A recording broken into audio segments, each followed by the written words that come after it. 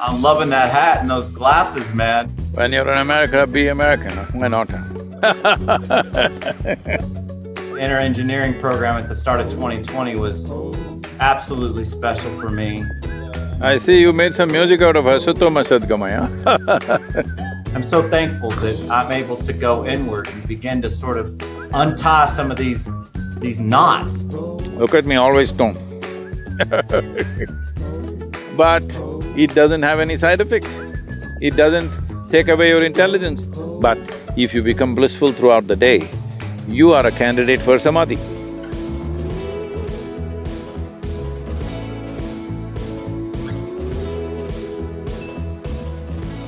Hey, Namaskaram, good afternoon. Hey, Chad, how are you doing? I'm fantastic. I'm in Austin, Texas, just in the studio working on some music. How are you, bike rider? We are in an absolutely spectacular place, as you can see. Man, that thing looks amazing. I've never been there, but wow. Mato Tapili, whatever that's called, today it's called as Devil's Tower, unfortunately, but a very spectacular and powerful space out here. Well, I gotta say, I'm loving that hat and those glasses, man. You're looking like, you're all American right now. I'm digging it. When you're in America, be American, why not? That's what it is, dude. Well, I gotta tell you, thank you for coming on. This year of 2020 has been outwardly chaotic for so many, even people that I know, and to be able to go through the inner engineering program at the start of 2020 was absolutely special for me. Most appropriate time for you. Yeah, because Dave and I, as Tritonal, we're touring 100, 120 shows a year for the last decade, and there's not been a lot of breaks. And so to be able to do that program and then to be able to continue with my disciplines all this year has been a true blessing for me. So thank you for that, my friend. Tell me, Chad. It is this 2020, I know people are seeing it as a great debacle. It is on many levels. Unfortunately, so many people, nearly 1 million people have lost their lives. So many people have lost their loved ones. Every day, at least a dozen people that I know well are dying, at least a minimum dozen people. And the worst thing is when people die, their parents die or their brothers or sisters or even spouse dies, they're not even able to go and attend to that. That is a real tragedy. And of course, loss of jobs, loss of businesses, closing down of many businesses, all this is there. But one thing we need to understand is, as you said, and the same is true for me, and as long as people or the populations don't move towards starvation, which I think in today's world we can take care of largely. Even from our yoga center, we've been feeding over 16 to 18,000 people every day to ensure that those people don't go into starvation. If that one thing doesn't happen, rest of it is… this is a good time to realign ourselves to… it's like a crazy machine running all the time. All of us on full throttle, nobody knows who's holding the steering wheel. So here it is, the machine has come to a kind of at least if not a halt, at least a slowdown. This is the time to take charge of the steering wheel and see where is it that we want to go as human beings. Where is it that we want to drive this planet to, and our own lives too, the destiny, individual destinies and the common destiny of humanity of this generation.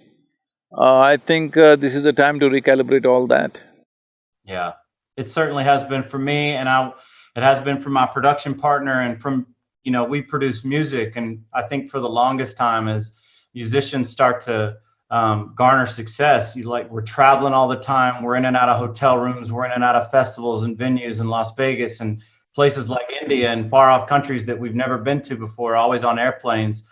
You get caught up in this whirlwind of more is better, and this paradigm that how do we reach more fans? How do we have bigger records? How do we play bigger shows? And it's all just attaining, it can be, without conscious awareness of the purpose and a validation of the why. And I feel like this has been the most important time for us to ask ourselves, who am I? And how can I be a light of inner equanimity to share to other people on stage, in commercial spaces, in commercial festivals, and at commercial venues and concerts. And so, doing the inner engineering was amazing, but more importantly has been the daily, 4 or 5 meditations a day, and the chanting of Om, and the Hatha yoga, and the… I see you made some music out of Asatoma Sadgamaya. Yeah, I did. We did a chant, we did a mantra, and made a big dance record out of it. And look, a lot of people, that's going to be well over their heads. It's just going to be another song, another thing. But for the few that are seeking, for the people that are like, what are they up to? It allows for an opening to happen. And I'm so thankful that I'm able to go inward and begin to sort of untie some of these knots, these energetic knots that are within me, man. It's going to be work, but I think it's the work that we're here to do. If we don't take care of our interiority, all our external activity, no matter what it is, becomes meaningless, because ultimately, the only thing that you have is life. Everything else is just an imagination. What is your bank balance, what is the size of your home, what is the model of your car, and all the other nonsense is just in your head. The real thing is only your experience of life, how profound it is, how intense it is, and how wonderful it is, that's all there is. The life is all that we have, the rest is all made-up stuff. Yeah. And the Isha program has been absolutely wonderful to be able to just remember some of those basic tenets of like you say, we're in this spacesuit, but not many of us have figured out how to work our spacesuit. And so this year's just been a year for Dave and I to ask ourselves, what do we know who we are? Do we know how to work our spacesuit? Am I inwardly equanimous? Am I blissful? And the answer is honestly was a lot of times no. And there weren't necessarily tools in place in order to do anything about it. And now there have begun to be some tools. How's the trip been across North America? How has it been for you driving so many miles a day? Are you tired? Are you energized? You feel good? I'm good that way, it's just that, weather has been great, except after we came towards Dakota and now into Wyoming, the winds are blowing at 50 miles an hour, taking the motorcycle sideways all the time. A hard job to keep it on in the in the lane, it's just going away. So, these modern motorcycles have so much of shield and all the fancy carbon stuff that is taking the wind and becoming like a sail, just pushing it away. How many miles are you guys doing on average a day? Till now, from the day we left, my motorcycle is right now reading, I think 3600 something. Wow. So, initially we made very good, riding distances because there were no stops, so we almost did 600 to 700 miles per day. But now last few days we've been talking to this, we've been going to these Indian reservations, talking to these medicine men, the chiefs, and other things. So last 3 days we have not done much distance, but we are doing more generation of material we're shooting here. With this background, it's fantastic, so we decided to stay a couple of days and shoot. Wow, that's pretty incredible. You talking to natives, do you have any experiences or any little bits you can share about meeting with those guys, or some of their history, or maybe just having a moment of presence? One thing is, there is a certain sense of hope now compared to how they were. They were feeling quite hopeless that, they had no freedom to practice the religious practices till about, I think 74 or 76, 1974 or 76. After that, this Religious Freedom Act came, and even though it came in enforcement, it did not happen. They feel in the last 15–20 years there's more freedom for them to practice their religion. A lot of it has been lost, but certain elders have kept it alive and trying to bring the youth back into it. They're all very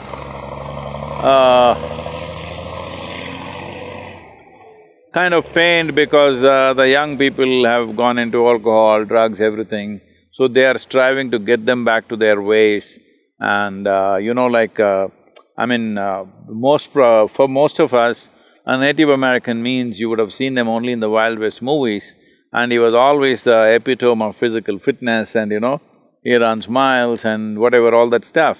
But now everybody has become, taking the shape of the earth, and that has been a concern for the elders, and they are trying to bring their ways of how in ancient times they stayed fit and they stayed well and they were connected to the land all the time. The most significant aspect of their life is their connection with the land. They're trying to bring that back, but chemicals, alcohol, all these things have taken their space. But at least they are feeling hopeful that in the next 10-15 years, they will have more of their culture living than it has been in the past. Wow. That's heavy for you to hear.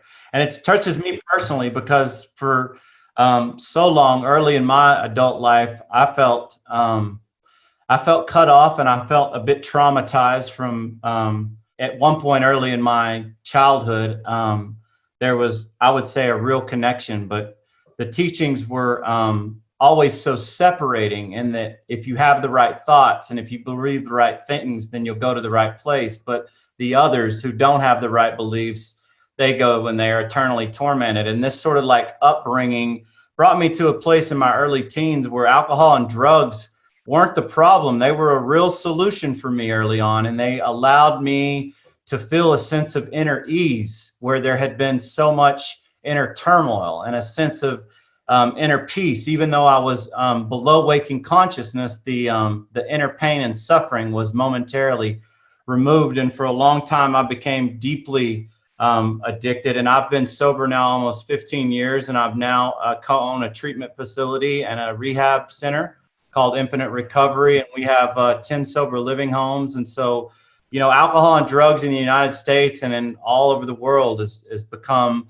a big deal. And as a guy who makes electronic dance music that's focused on people having fun and experiencing and opening through music, there's a lot of people who get caught up in that. And so it's important for me to not only to stay sober, but to awaken, so that other people can see that you can change. People can change. And I think that a lot of people get caught up in that stuff, and they feel like it's over and this incarnation's done. People can change if they take that step in time. Otherwise, the chemicals can mess up a human being in such a way that they become sort of diminished life, The damage is sometimes permanent. So the question is, will somebody wake up in time, is always the question. That now that you're doing this work, if possible for you, you must also take up some Indian reservation and work with them, because it is rampant out there, and they don't have the same facility and they don't have the same attention from the government. And it's some of the most impoverished societies are actually reservations, and they don't have really means to do that. Having said that, see, about this drug and alcohol, I know it's kind of picked up like a huge, massive culture among the youth, and they think if you're not into it, obviously you're not living. So, I must tell you this is picking up big time in India, also in the urban centers at least, not in the rest of the country, but in the urban centers. So, I was in Bangalore, and they always invite me to all these under 25 conferences, because they think I'm 25. Do I look like that? Do I look like that? You do. You do with that hat. Those sunglasses, definitely you do. So, I was in this conference, and about 15,000–20,000 people are there in an open-air conference, and well, you can… the smell is all over, at least the marijuana smell is all over the place.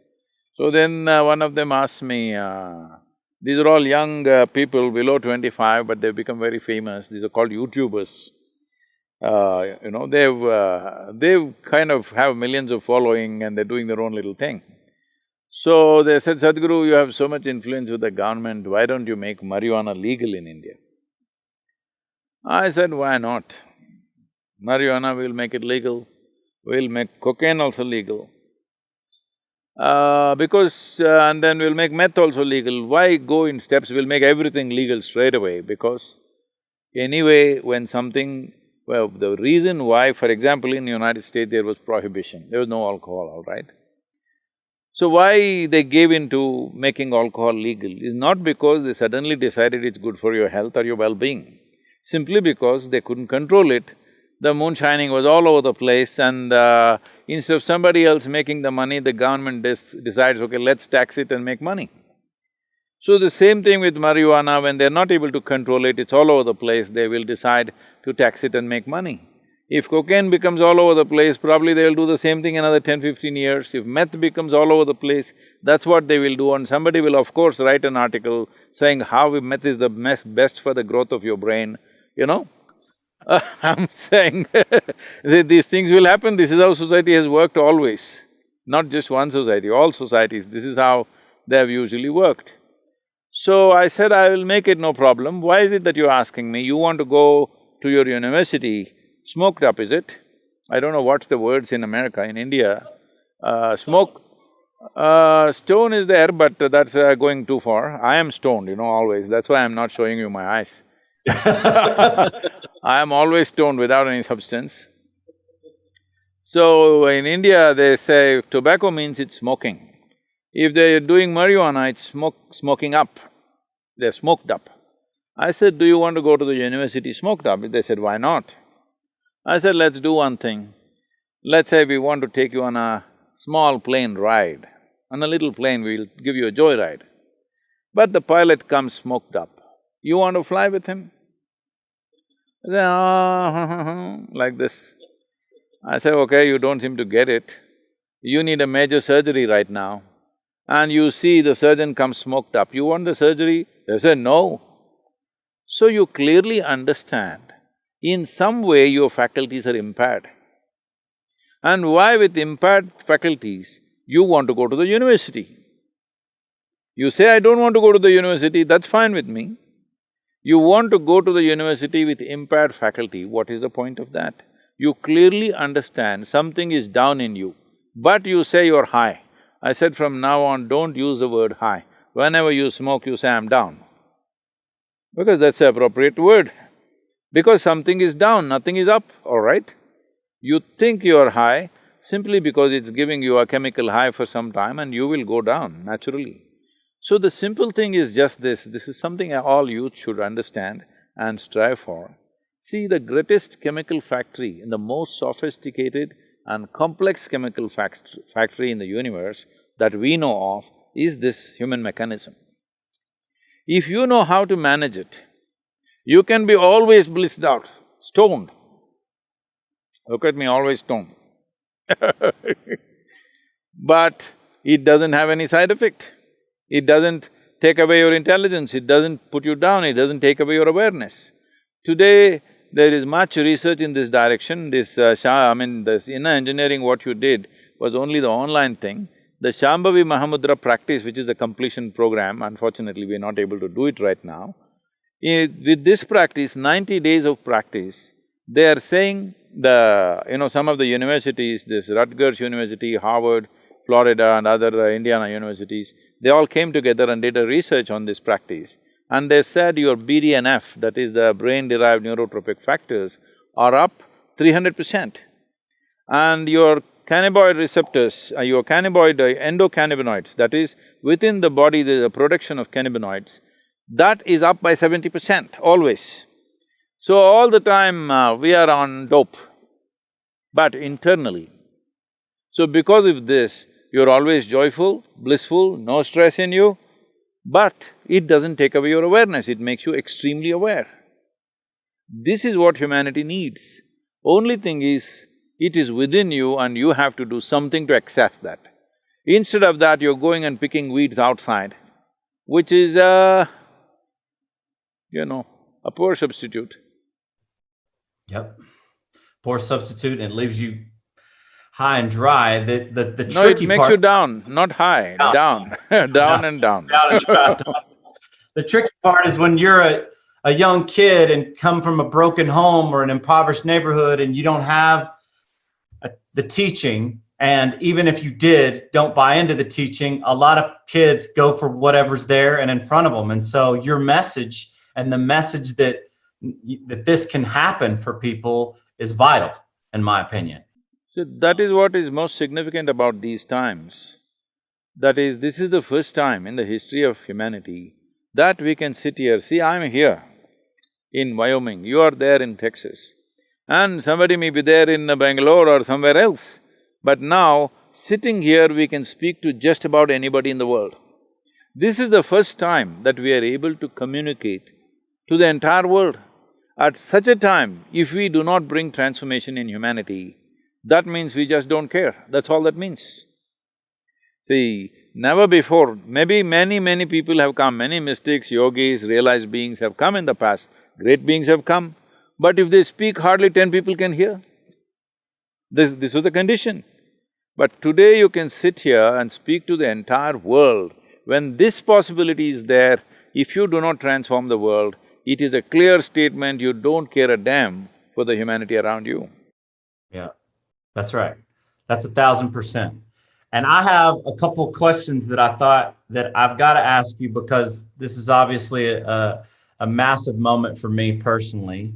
And I know that I wanted to know, in your opinion, on the Kriya transmission, if you felt like the Kriya transmission could be done effectively through the teachings alone, like in the SRF technique or other techniques that leave the teachings as the guru, or if you felt like you need a physical guru or a physical being on the planet to have effectiveness with the Kriya transmission.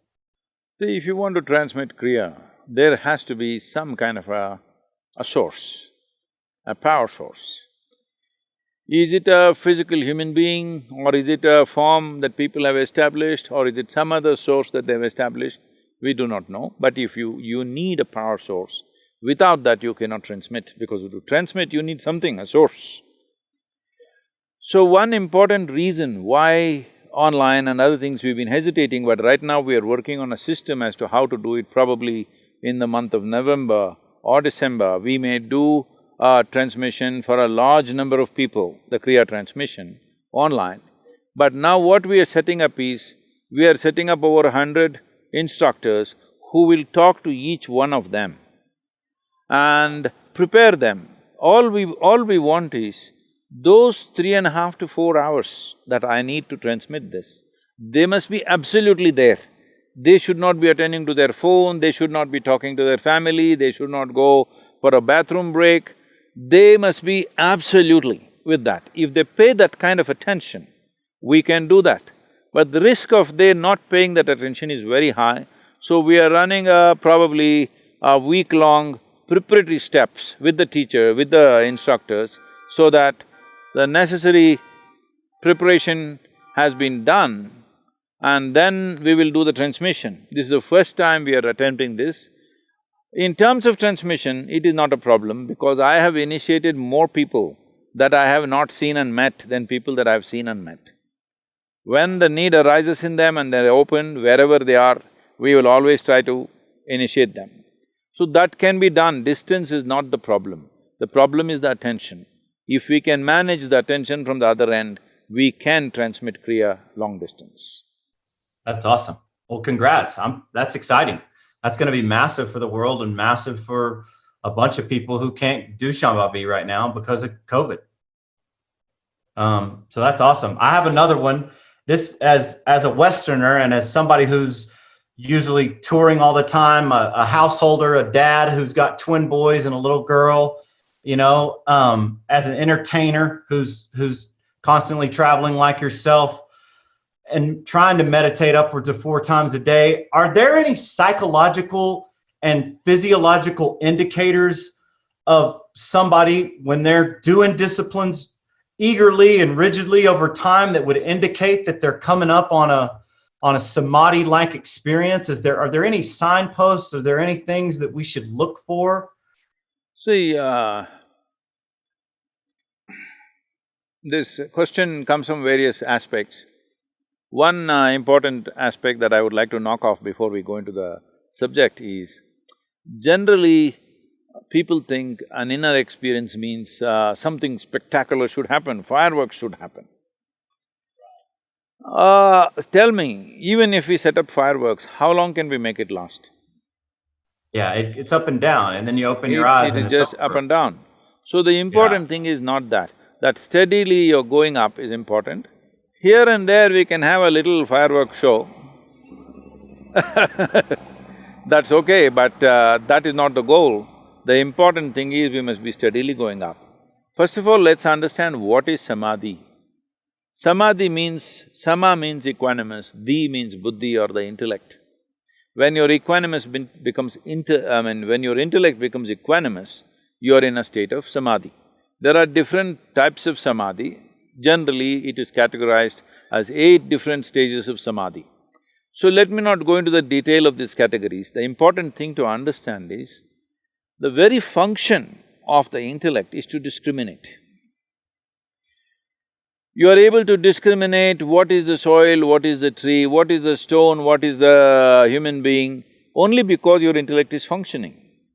Now if you make it equanimous, that means in some way you will not see the discrimination, you will experience life as one big whole, because intellect is a knife which is cutting the universe into small segments of pieces for your experience. Now when your experience becomes unified, that is, intellect is not doing this function, it is alert, but it is equanimous when it becomes. Now, I'm sitting here, behind me this beautiful, Mato Tapili is standing up. Suppose you can't make out the difference between this and that. This is Samadhi. I'm putting a very stark example.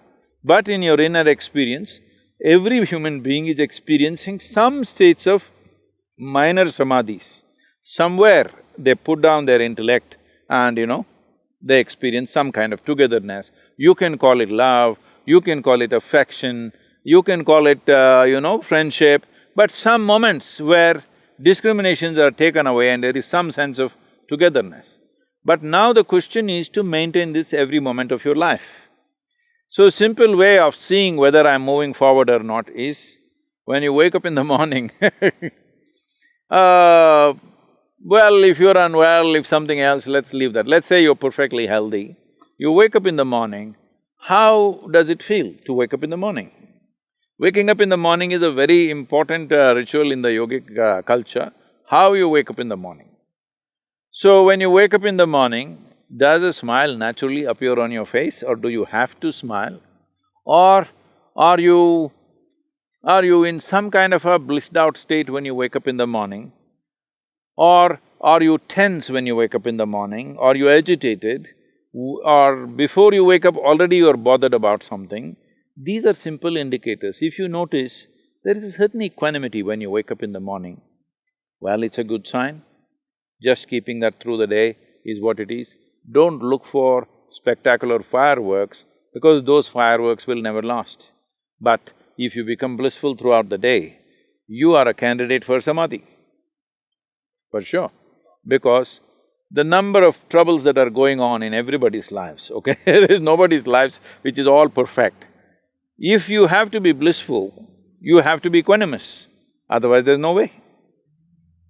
There must be Samadhi in you for you to be blissful through the day, irrespective of the situations that are going on. If you go in reaction or in judgment of the situations that are happening in our life, nobody can be blissful on this planet unless somebody is wearing those, these days they are wearing those, what are those goggles which are giving them virtual reality, and they're in La La Land, I'm saying. VR, baby, VR glasses.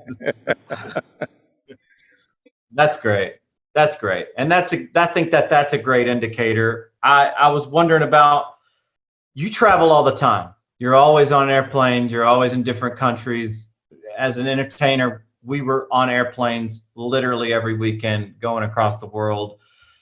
And I found that I've been home so long this year that a routine has been so key in garnering these states of inner equanimity. And there's a part of me that's a bit fearful and worried about being out on the road, up all night, late nights, early flights, hotel or airplane food, airport food. Do you have any advice about just preparing myself as an entertainer for inner equanimity and love with a touring regiment that can be that taxing?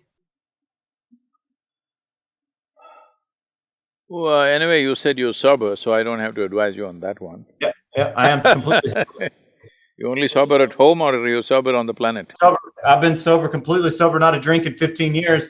But just the travel and just being up all night and it's the no sleep is so brutal. Yes, travel definitely takes a toll. How to minimize that toll is, the simple thing is, when you're in an airplane, eat as little food as you can, and if you eat anything, generally a fruit or something, just drink lots of water. I know people have to learn to live with empty stomach. Empty stomach is not a bad thing. Hunger is a different thing. See, what the mechanism of hunger is, certain acids are working on the stomach lining and they create a craving that you must eat. If you drink a glass of water, well, the acids get diluted and it goes away. If you put one fruit or something, the acids get diluted and it goes away. So, you can easily postpone it like that, whatever, I'm on… you probably going to Europe and other places, I'm on 15-hour flights, US to India So, it is also a time to rest, meditate and do whatever. And one important thing is, people think when they are flying or when they're on a journey, they must talk endlessly about something. Well, that's one time that I… though it is difficult for me, the crew and everybody comes and they want to talk to me if I'm flying the Indian airline, all this kind of stuff is there. I keep a little time for that. Rest of the time, I just drink lots of water, maybe read something, write something or meditate. That's about it. And above all, it is the anxiety of what will happen next which will make people very tired. When they're traveling, either up to halfway travel, they're back home still, trying to fix the home, which they can't fix anyway.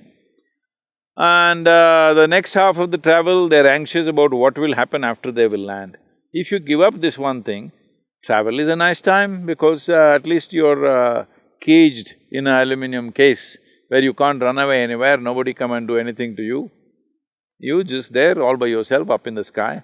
So, it's a good time actually to settle down and be nice. Actually, I recover very well in travel because on the land I'm too busy in the air, I'm much better off So a big part of how you stay so energetic is the fact that you're only eating about 1 meal a day, and that long recovery time of no eating is allowing your energy systems to stay up because your body's not digesting food. That's one important aspect but if I have a lot of physical activity, I do eat something in the morning. If let's say right now I'm riding, I'm eating in the morning, or in case I golf, I eat in the morning. Otherwise, if normal activity which is not physical in nature, then you skip the morning thing. The important thing about the body is there is something called as ingestion, digestion, assimilation and excretion. If one is conscious of all the four aspects of food, people are only conscious about ingestion. They're not aware about how digestion and assimilation is happening and whether excretion is happening or not. Excretion is not only from the alimentary canal, excretion needs to happen even on the cellular level. So one must be conscious whether today I've eaten something, if I'm feeling little dense, how much break should I give before I put food into my system? It's not like you use the word routine. Routine is one thing you should not do. You must observe, today the body needs this much food, you eat that much. Tomorrow it may not need that much. Every animal is aware of this. You see, even if you have a dog at home, certain days he refuses to eat, but these days they've made him so stupidly disciplined that he eats every day. Otherwise, naturally on certain days that he won't eat. He likes to eat some grass or something and puke and he does his own cleansing system for himself. So, all creatures are aware, human beings are using their intellect to decide what they should do. No, you must observe. See, this is the fundamental thing. we have given, because of the education systems that people go through, we have given too much significance to our thought, not to our attention. Our attention is the greatest thing we have, not our thought. Our thought is a kind of a, product of little data that we have gathered. That's not going to get us anywhere. It's our attention, the keenness and intensity of attention which can take us from one dimension of living to another. That's good. That's really good. I know you don't like to talk about things that are hard to language, but just personally, I think that I'd love to know, ever since your enlightenment experience, going forward from that time, which we've all read the story, and most people have who are familiar with your path. When you meditate now, are you often in some state of samadhi, if not nirvikalpa, or do you still have to go through the sort of pratyahara interiorization process and get deeper and deeper like people who have not experienced a full awakening? Is that different for you now, where you just close your eyes and boom, you're all the way in? Well, I mean, I don't want to sound like a brag. You don't even have to close your eyes. It's not essential that you must close your eyes. You're closing your eyes only to cut off the world. But the world is never in my way, so I don't have to necessarily close my eyes. Yeah, that's awesome. That's so good. I've never seen the world as being in my way. I just see that also as one more possibility, so… So good. Thanks for coming on with me today. It's been awesome, man. Wonderful. Make good music, huh? Maybe one day I will sing for your band, huh? You know what though? We have we often do spiritual spoken word over sort of deep, melodic, really hypnotic rhythms, and we've used Ram Dass and Eckhart Tolle. I would love to sometime be able to sample a guided meditation or a bit of spoken word and hook up with the Isha team and work with you guys on a Spotify release. I think that would be super, super cool. Okay. Great talking to you, huh? Wonderful. Thank you so much. We'll see you soon. Okay, bye-bye. Namaskar.